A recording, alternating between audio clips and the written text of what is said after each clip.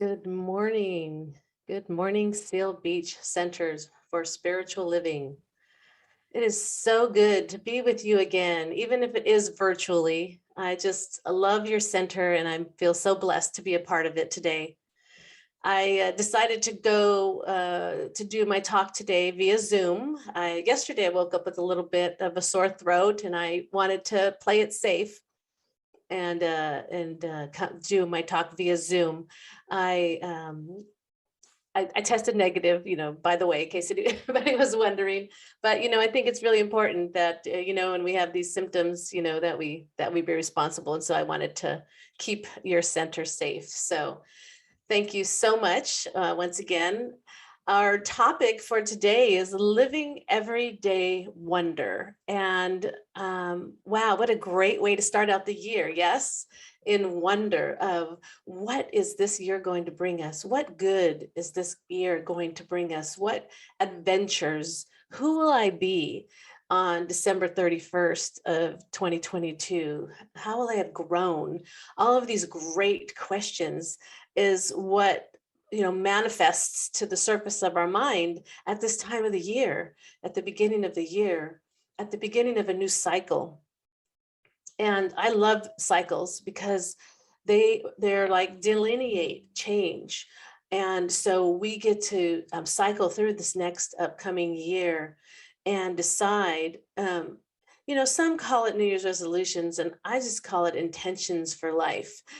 Call it what you like, but it's a delineation of a change in the cycle of life. And we get to make choices and different ways of thinking and being in the world and letting go and taking on good practices. So I'm excited, as you may tell, I could tell I'm excited to be here and do the first talk at Seal Beach this year. So living in everyday wonder, given what is going on in this world, and that we have to go virtual at this time because of the COVID numbers. It's everything is spiritual practice. Everything. This is the world that we live in now. It's very different than it was 2 years ago. And so we have become more flexible, going with the changes.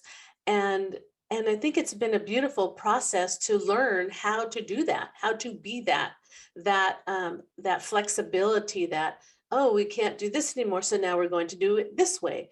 And learning as a spiritual practice to roll with it to the best of our abilities, to work with technology and all of its wondrous expressions. Sometimes it gets a little sticky when we work with technology, but we have learned, if anything, is to be flexible during these times when we see the numbers going up.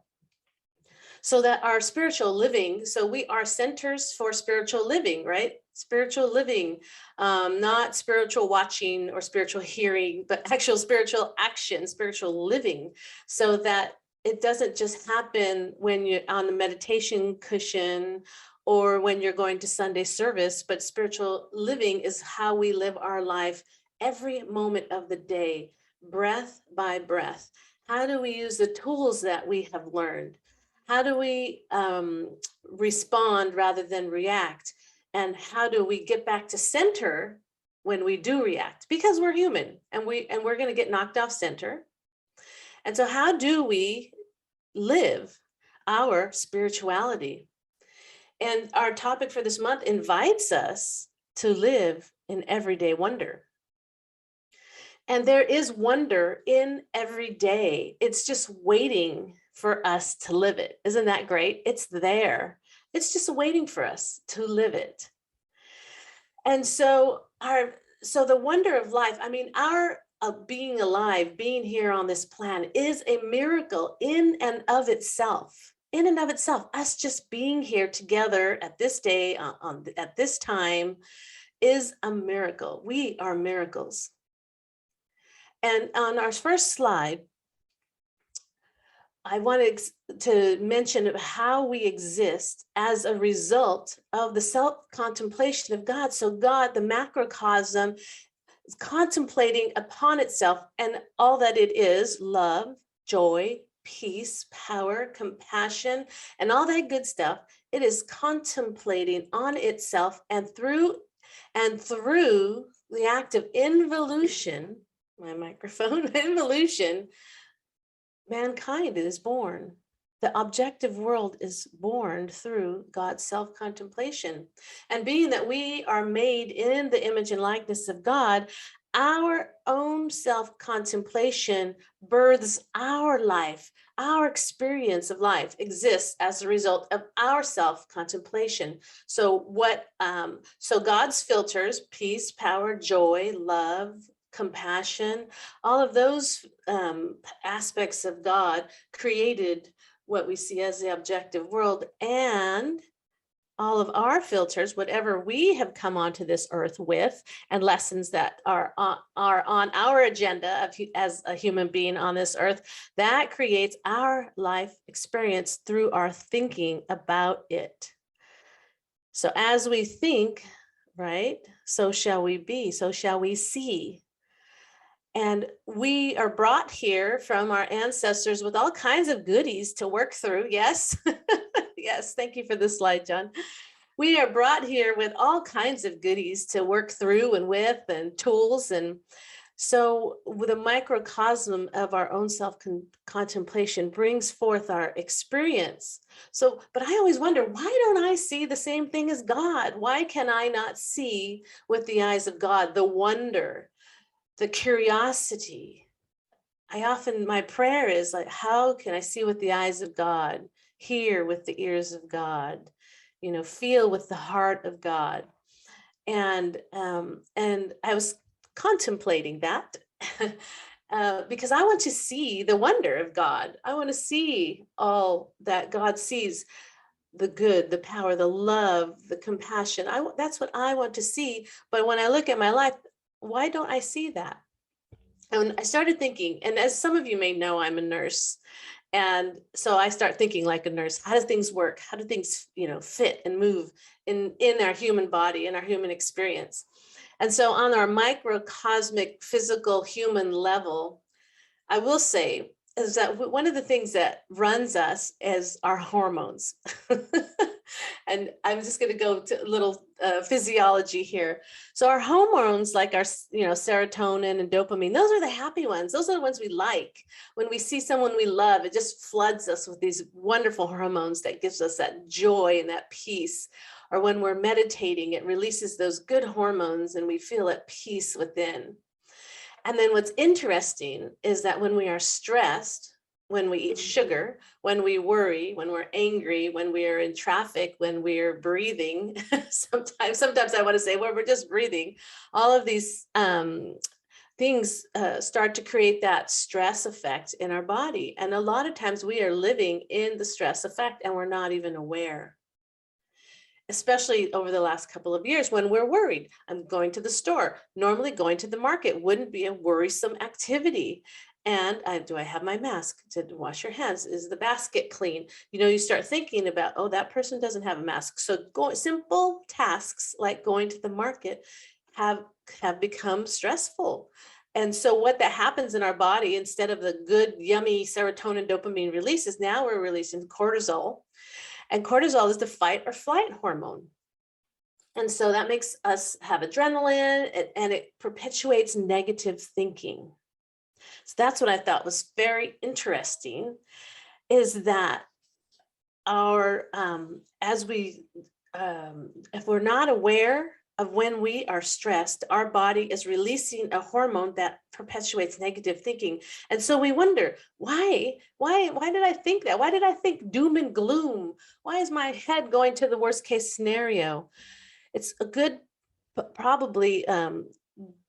chance that you are in a stress situation and you don't even realize it, that your neck is tense and that you're in worry about the future or something that just happened. And so your body, because your body is a machine, it does what it does, and God made it in absolute perfection.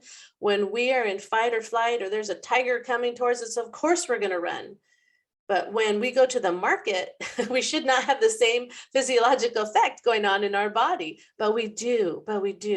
So then that, like I said, it brings up the cortisol, brings up negative thinking. And so one other thing too, you've probably heard this, that stress depletes our immune system.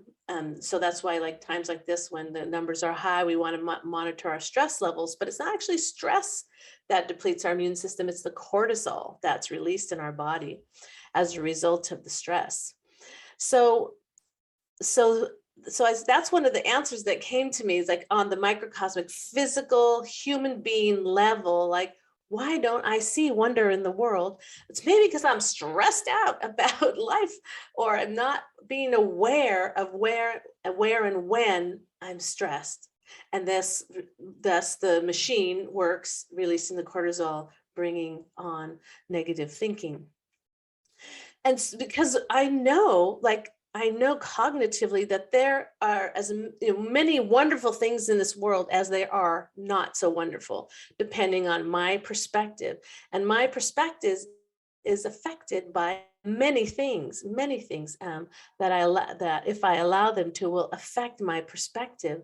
And I don't know about you guys, but I want to see and have the perspective of wonder, of the wonder of God, of the eyes of God, of curiosity and excitement about life. And so it's like, okay, then what do I do? How do I do this?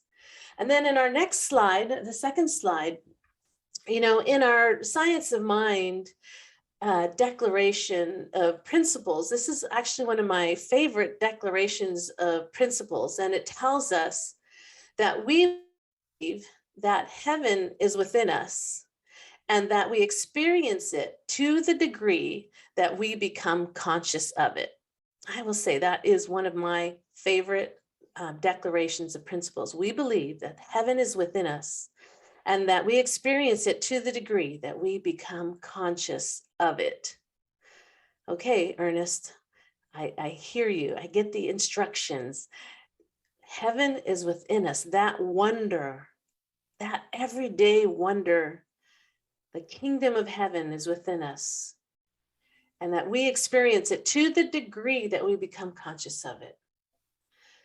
So what do I need to do? What do we need to do for 2022? What's the practice so that we may become more conscious of that everyday wonder, of that heaven, the kingdom of heaven that resides within us? Because as we know, when we place our mind on that, our thoughts, our focus on the kingdom of heaven, it starts to experience as our life. Yes. And we start to experience the happy hormones and the serotonin. It's a new cycle. It's a cycle of wholeness and peacefulness and joy, because we're creating the thoughts that the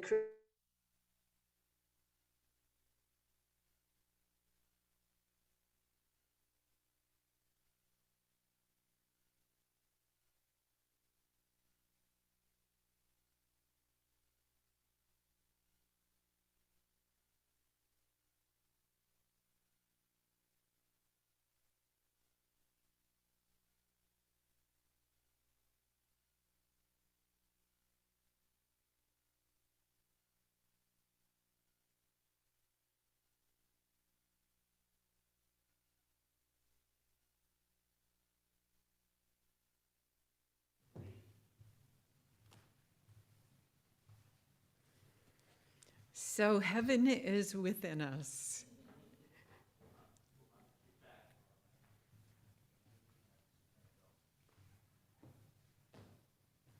Okay, I think I might have lost you there for a second. Can you hear me okay?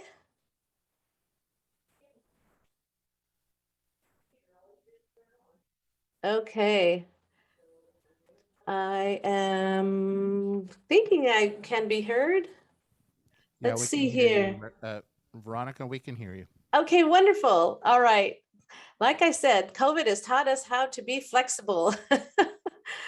And so, yes, that heaven with that exists within us, we can be conscious of it and jump off the cycle. I call it the crazy train because sometimes it does like feel that way.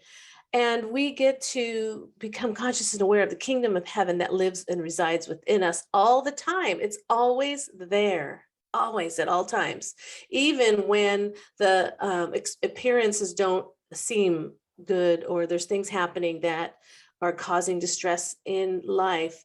That kingdom of heaven is still there.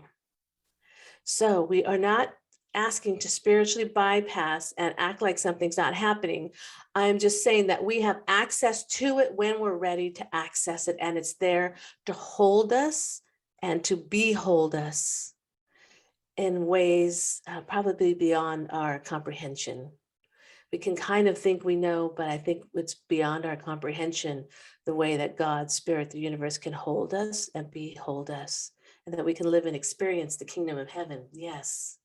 So let's take a breath right here. Let's take a deep breath and tune into that kingdom of heaven that resides within us and be conscious of it. Just feel it and tap into it and say, yes, this is what I want is my life. Yes, this is what I know is available to me. Yes, I accept this right here. I accept this cycle of goodness, of power and peace and joy and love. I accept that as my life, as expressing and bringing forth, even when things don't appear in the outside world as goodness. I just know and accept that this is my life. Yes. Take another deep breath right here and let it all out. And if we can move on to slide number 3. Ernest tells us in the Science of Mind book on page 124, he tells us we arrive at a consciousness of unity only in such degree as we see that what we are looking for, we are looking with and looking at. Now let's dissect this a little bit. What we are looking for. So whatever it is we are seeking, wanting in our life, we are looking with. What we're seeking for is God, expressing as joy, peace, a new car, a new house, health, wholeness. That's it, God expressing. And we are looking with, meaning us, ourselves, expressions of God. And what we are looking at is also God. So it is all God.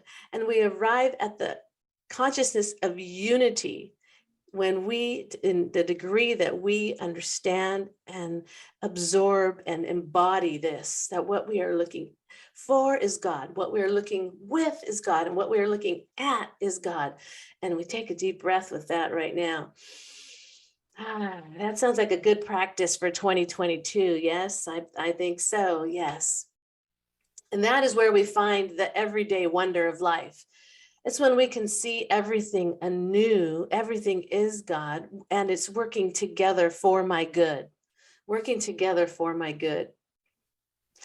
And if we remember that when we start to on that cascade, when we jump on that cascade of negative, that cycle of negativity, and we know, so now we know when we're on that, it's releasing hormones, and then that's going to create, perpetuate the cycle of negativity. Then maybe we can just derail that system, that cycle, and remember who we are. And remember that to the degree that we remember who we are, that God is, that all needs are met, and even before we even know we have a need, it's been met, and that I am safe. That I am safe in God. Yes, I think that's a good mantra. I am safe in God. Because sometimes the media can perpetuate fear. And so when we know that we are safe in God, held and beheld in God, by God, then we can access the wonder and the curiosity, like a child. If any of you have children or grandchildren and you see how they see everything anew, and they're so excited about it. Even pets, animals. My dog, I come home from work and my dog is bouncing up and down like he's never seen me before. He's so excited. It's like, wow, I want that excitement and enthusiasm. Like it's the first time he's ever seen me when I walk in the door. I want that enthusiasm for life. Can you imagine if you had that enthusiasm every time your spouse walked in the door? Oh my God, you're home, you're home. And that wonder of God, this is the first time I've seen them. But you would be releasing those happy hormones, and then they would perpetuate the cycle. It can be done. I'm going to accept that as a practice for my life, because what do we do? What's the alternative, right? Oh here they are again. So why not see with the eyes of God so that we can see the wonder of God? Yes, I accept that now. So in 2022, if you're looking for a New Year's resolution, my offer to you is to 22 minutes of contemplating God, whether it's prayer, meditation, 22 minutes in 2022, and see what happens. See the difference it makes. See how you start to build cellular and energy memory, and your body has quicker access to this God-like wonder. So I wish all of you individually and collectively as Seal Beach Center for Spiritual Living, I wish you a happy new year. I'm hoping and wishing and praying that you find your perfect right leader, that your center grows and prospers and continues to make a huge difference in this world. I appreciate your inviting me here, and I want to close with a prayer. So if we can go within and know that there is only one God, that this God is present everywhere in its entirety, in its wholeness, in its lovingness, in its beauty, in its joy, and that this presence, because it's everywhere, it resides within me, and therefore within each and every one of us, in its entirety, in its wholeness, in its joyfulness, in its beauty, in its wonder. Yes, and knowing this to be so, I accept an amazing, amazing year, moment by moment by moment, that each moment is an expression of the divine God that fulfills and fulfills each and every one of us.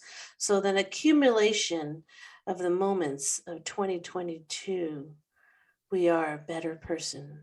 We've made a bigger difference in this world, and we are at peace. I know this moment by moment, by moment, for each and every one of us. I accept this as so. I declare it as we impress it into the law that says, yes, my pleasure, as we all say together, and so it is. Thank you so much.